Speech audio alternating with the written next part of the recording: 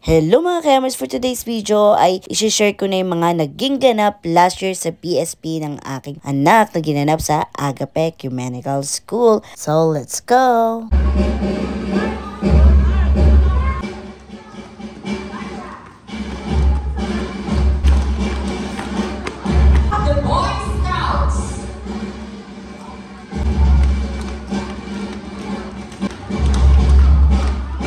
Eternal God, we raise our minds and hearts with promise to nurture a culture of peace. What else could I ask for?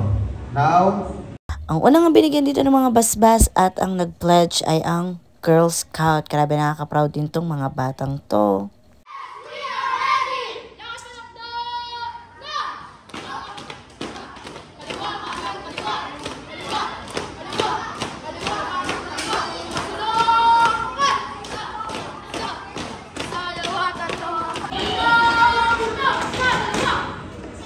Boy Scout na, ay marami pa kayong dapat matutunan. Alam niyo ba, ito yung isa sa pinaka-inaabang akong event sa school ni anak, ang Boy Scout. Kasi dito talaga nasusubok yung pagiging independent niya na talaga, kung paano siya talaga tumayo sa sarili niya ng mga paa.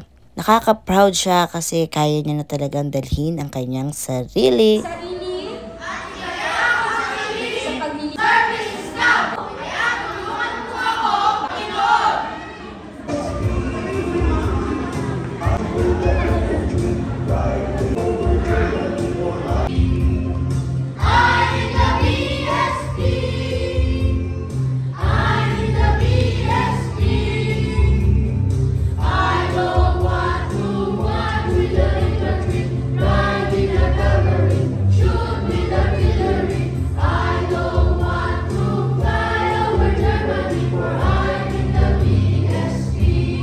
After nga ng program nila ay nagpatuloy sila sa labas para gawin ang mga physical activities na dapat gawin ng isang Cub Scout or Boy Scout.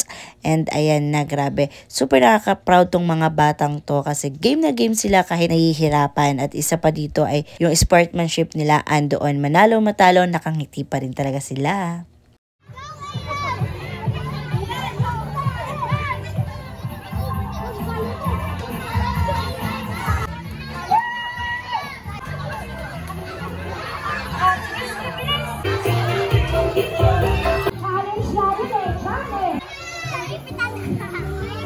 At kitang-kita mo talaga yung dedication ng mga Boy Scout at Girl Scout nitong time na to. At syempre, thank you sa mga teachers nila na gumagabay pa rin sa kanila para maging safe sila. And after nga nito, bumalik na lang ako nung may talent portion na yung search for talentadong scout. And ayan, kumanta at sumayaw nga ang aking anak dito. At habang in-edit ko nga to, naalala ko yung Cub Scout journey ng aking anak nung grade 3 siya. Yung first time niya talaga nag-backyard camping. Yung dito talaga siya natulog sa school. Grabe. Kakatuwa na nakaka-proud na nakakalungkot. Basta mixed emotion.